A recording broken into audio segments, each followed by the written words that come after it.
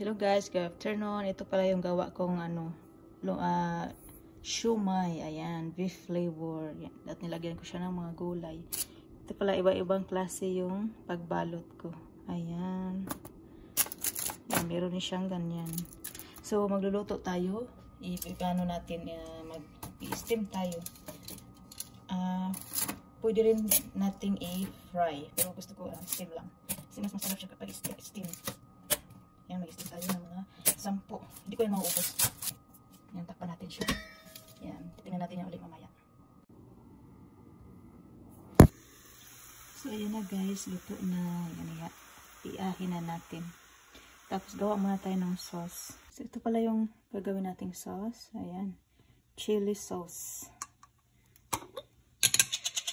Kunti na lang yung laman. Ano to, yung chili siya na may garlic.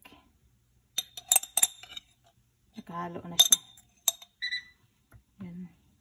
Ubusin natin kasi ubus na rin. Ayan. Tapos, maglagay din tayo ng lemon.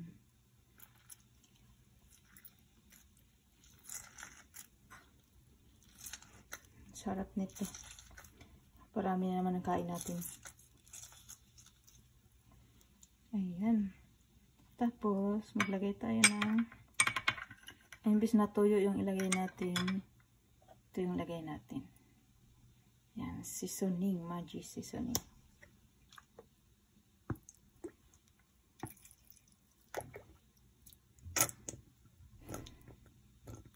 So, ayan. Halo-haluin lang natin. So, ayan, kainan na.